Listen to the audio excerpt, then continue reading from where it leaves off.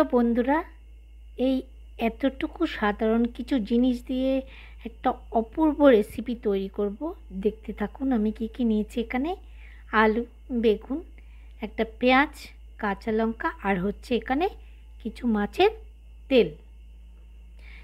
এই দিয়ে আজকে আমার রেসিপি তৈরি করব, তো দেখতে থাকুন। আমি এখানে সবজিগুলো কেটে নিয়েছি একদম ছোট ছোট করে। পেঁয়াজ বলো, আলু বলো, বেগুনটা বলো, একদম ছোট ছোট করে কেটে নিয়েছি। কেটে ধুয়ে পরিষ্কার করে নিয়েছি একদম। এবার রান্না করার পালা। তো কড়াইতে আমি তেল দিয়ে দিয়েছি, দেখো পরিমাণ মতো। এর মধ্যে তেলটা গরম হওয়ার পরে আমি এখানে আলুটা দিয়ে দিলাম প্রথমে, কেননা কি এখানে বেশি একটু সেদ্ধ খাওয়ার মতো যেটা আছে সেটা হচ্ছে শুধু আলু। আর বেগুনটা তো খুব একটা সেদ্ধ খায় না, বেশিক্ষণ লাগে না। আরও তো ছোটো ছোটো করে কেটেছি, এই জন্যই আরও বেশি কম সময় লাগবে বেগুনটা সেদ্ধ হতে।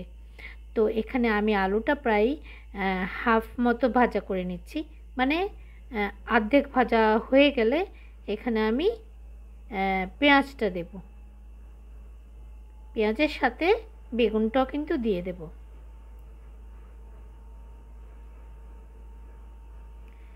এবার এগুলোকে আমি বেশ ভালোভাবে ভাজতে থাকব।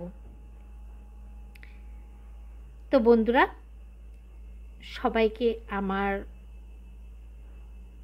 নতুন রেসিপিতে সুস্বাগতম। সব আমার পরিবারের সকল বন্ধুদের সুস্বাস্থ্য কামনা করে আজকে এই রেসিপিটা আমি নিয়ে আসলাম। দেখো, তো একটু সামান্য হলুদ দিয়ে দিয়েছি। তো এটাকে বেশ ভালোভাবে একদম ভেজে নিচ্ছি। তো বন্ধুরা, খুব সুন্দর সুন্দর কমেন্ট, লাইক, এগুলোতে আমার খুব উৎসাহ বাড়ছে।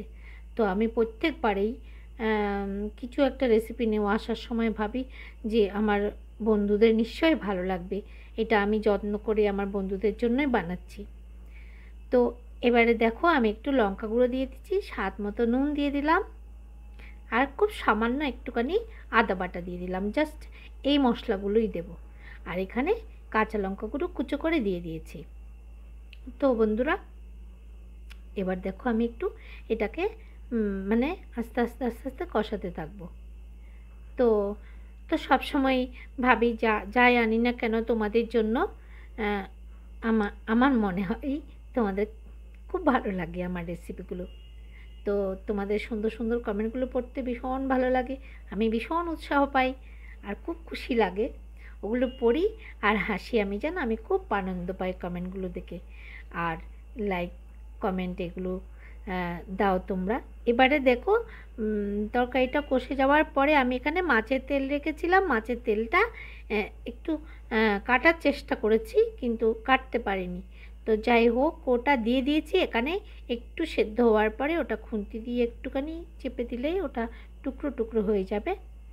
যাই হোক, এটা হচ্ছে রুই মাছের তেল। তো আমার হাজব্যান্ডের খুব পছন্দ, তাই আজকে এই রেসিপিটা আমি নিয়ে এসেছি তোমাদের সাথে শেয়ার করব বলে। আমার কর্তামশাই খুবই পছন্দ করে এই রেসিপিটা। তো দেখো কতটা তেল বেরিয়ে গেছে মাছের তেলটা দেওয়ার পরে, পুরো তেল ভর্তি হয়ে গেছে। জল তো আর দিতেই লাগবে না। তো এখানে কিছু আমি রসুন মানে থেতো করে একটু ভেজে নিয়েছিলাম, ওটা একটু দিয়ে দিয়েছি, গন্ধটা একটু ভালো লাগবে খাওয়ার সময়। এবারে হয়ে গেছে অনেকখানি, মানে 80% হয়ে গেছে এখানে কষাতে কষাতে তরকারিটা।